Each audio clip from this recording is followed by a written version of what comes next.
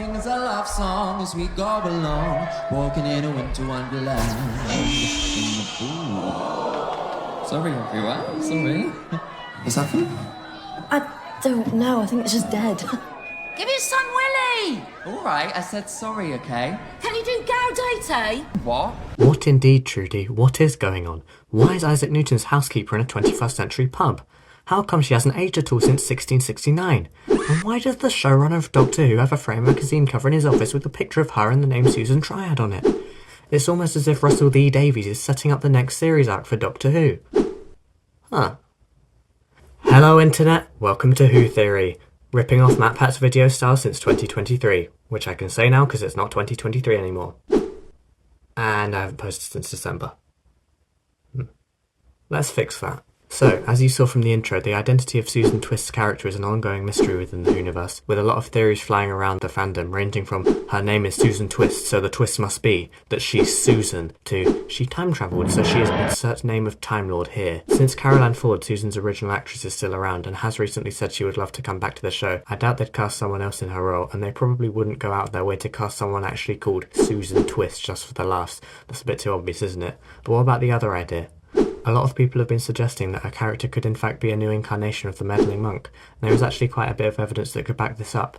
For starters, in her appearance in the church on Ruby Road, her character, only referred to as woman in the script, asks the lead singer of Ruby's band, Trudy, to sing Gaudete.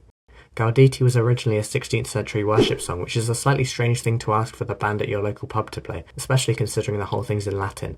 This would make slightly more sense, however, if you think of this character as the monk, a time traveller who disguises himself as a clergyman semi-regularly, and who has spent at least some time in the 1500s, thus most likely having spent some time listening to that song, enough time at least to get it stuck in your head on occasion.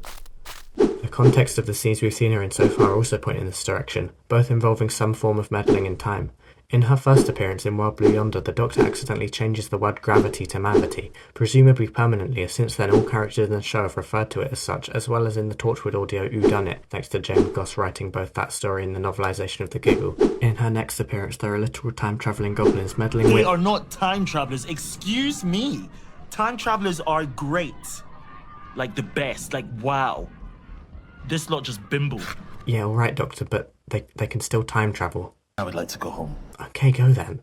Anyway, there are some time-bimbling goblins meddling with the band's equipment and later in Ruby's own personal time stream. Key events of the episode and indirectly responsible for the Doctor meeting Ruby in the first place, as he was only following her because he noticed the bad luck those goblins were causing her. Both of these occurrences seem like the monk's sort of thing. I mean, their first appearance is called the Time Meddler. This low-level meddling is their whole thing. Not that high-level meddling isn't, they're just not usually very good at it. So, if Susan Twist is portraying a new incarnation of the monk, or the nun as the only other current female incarnation calls herself, what is this all leading up to? What is she planning? According to this TV Zone article, Susan's characters are going to appear through space and time following the Doctor through his new adventures. And even if you aren't sure about the validity of this claim, there are other much more solid pieces of evidence pointing in this direction. For one, the official script for the Church on Ruby Road specifically brings up the fact that we're going to see a lot more of Susan's character, and it also looks like she'll be portraying this character from the Series 14 teaser. We can be quite confident then that she'll continue to spring up throughout the new series, making slight alterations to the timeline, possibly slightly bigger ones as the new series progresses, until the culmination at the end, involving one final alias, Susan Triad. As I mentioned in the intro, a magazine cover featuring Susan Twist labelled Susan Triad was spotted in showrunner Russell T Davies' office, the specific name being particularly interesting as we've heard part of it before.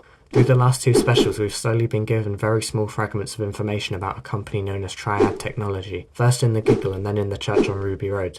From these clues we can gather that Triad is a growing tech company on Earth, and presumably quite a well-known one too, judging by the fact it's being advertised to the public. This bus in the Church on Ruby Road advertising it slightly ominously as your final IT solution. The magazine in RTD's office also pointing us in this direction, as your CEO doesn't get on a cover of a publication called Icon for nothing. It seems that their tech must be quite advanced too, as it's revealed in The Giggle that even units using Triad software, and if they have access to alien technology to study and use but choose to go with Triad instead, it's safe to assume that its products are of a very high standard. However, if the nun was the one to create this technology, the company presumably being founded by her because, you know, shares a name, that would mean that humanity had been given access to something they weren't yet ready for, and have become reliant on that thing, which could be very bad as it could completely change the course of history. But that's not all. What's it all for?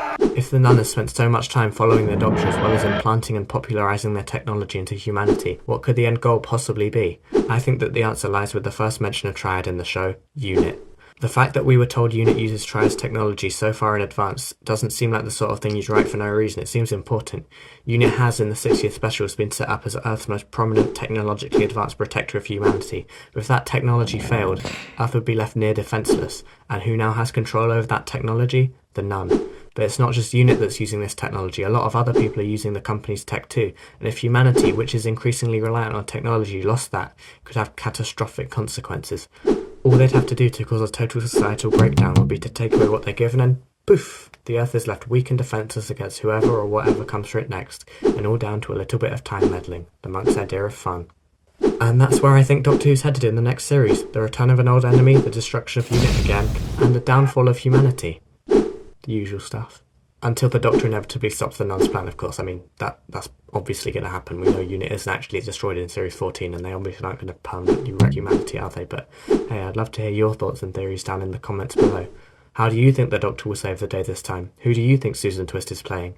But either way, we'll just have to wait until midnight on the day of the series finale, or whenever the truth is revealed, to see. And remember, it was just a theory.